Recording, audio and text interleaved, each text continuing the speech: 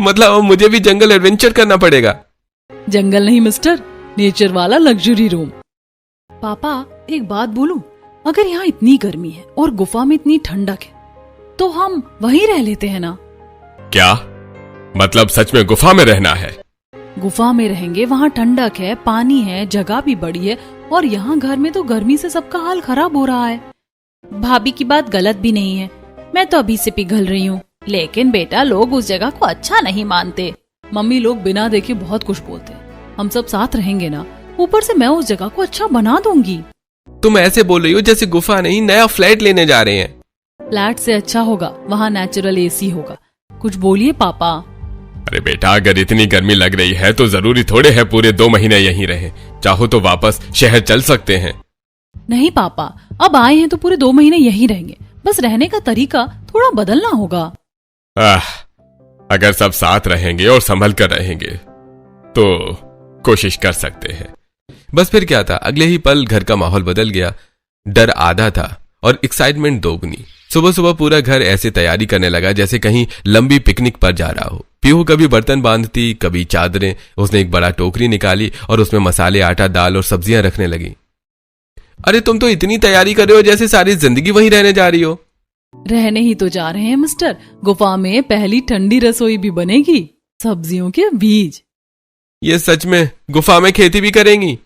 जहाँ हरियाली है वहाँ कुछ ना कुछ उगता जरूर है। भाभी, वहाँ सच में कुछ निकला तो तेरे भाई को आगे कर देंगे।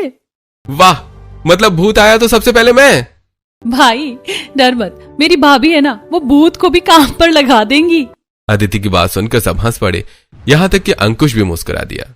पीहू बेटा, तू गुफा में रहने जा रही है या पूरा घर शिफ्ट कर रही है? मम्मी, गर्मी से बचना है तो सेटअप भी बढ़िया होना चाहिए। थोड़ी देर बाद जब सब लोग इतना सामान लेकर गुफा की तरफ निकलने लगे तो पूरे गांव की नजर उन्हीं पर टिक गई। ये लोग सच में गुफा में रहने जा रहे हैं क्या? शहर वालों को भी गर्मी ने पूरा पागल कर दिया है, पर लड़की में हिम्मत तो है, सब सोचते हैं, करने कोई नहीं जाता। अरे अगर सच में वहाँ ठंडक निकली ना तो पूरा गांव बाद में इन्हीं के पीछे जाएगा। उधर पीहू बिना किसी की बात को बुरा माने आगे बढ़ती रही। उसके चेहरे पर डर नहीं, अजीब सा उत्साह था।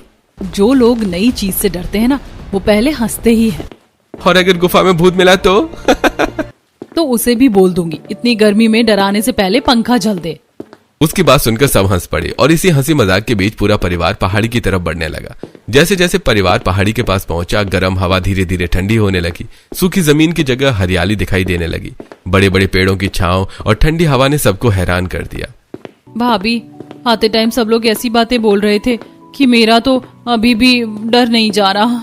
पिंकी ने तो कहा था जो भी यहाँ गया वो वापस ठीक हालत में नहीं आया। पहाड़ के बीच बनी बड़ी पत्थरों वाली गुफा पर उसके पास ही साफ पानी का झरना बह रहा था। ठंडी हवा सीधे वहीं से आ रही थी। अरे यहाँ तो सच में इतनी ठंडक है। लेकिन जहाँ बाकी सब लोग संभल संभल कर कदम रख रहे थे, वहीं पीहू किसी छोटे बच्चे की तरह हर चीज देखकर खुश हो रही थी। वाह, ये पत्थर देखो कितने ठंडे हैं। वो कभी दीवार छूती, कभी ऊपर बनी पत्थरों की छत को देखती, बैठ गई और मिट्टी हाथ में लेकर देखने लगी। अब क्या चेक कर रही हो मैडम? ये मिट्टी देखो कितनी अच्छी है। मैं ना यहाँ खेती भी कर सकती हूँ, इसीलिए अपने वेजिटेबल सीड्स लाई थी।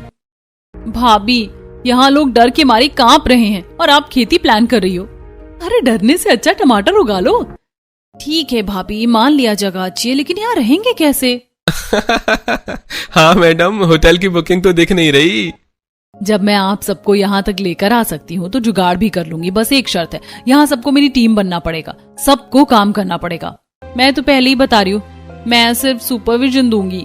वाह, काम बहू करे और मैडम ऊपर से ऑर्डर देंगी। बोलो बेटा, क्या करना है, हम तैयार हैं। बस फिर क्या था, पीहू की आंखों में वो चमक आ गई जो तब आती है जब उसका दिमाग किसी काम पर लग जाए। वो गुफा के अंदर गई और हर कोना, हर पत्थर, हर दरार को ध्यान से देखने लगी, जैसे कोई आर्किटेक्ट खाली जमीन देखता है और उसमें घर देखता है। और एक कोना देखकर उसका जोश और बढ़ गया। यहाँ रसोई बनेगी। अरे मम्मी, आपकी बहू तो गुफा में ठंडी रसोई बनाने जा रही है।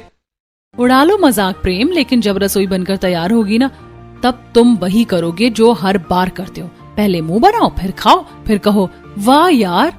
पीहू ने इधर उधर बिखरे नुकीले और सपाट पत्थरों को देखा।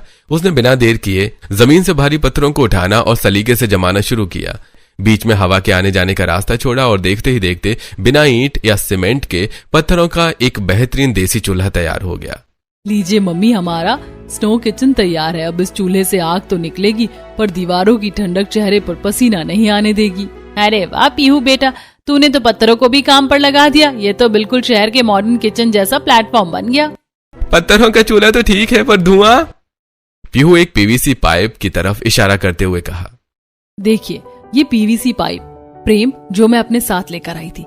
ये पाइप गुफा की उस छोटी सी दरार से बाहर निकलेगा, सारा धुआं बाहर और सारी ठंडक अंदर। इसे कहते हैं इंजीनियर बहू का देसी जुगाड़।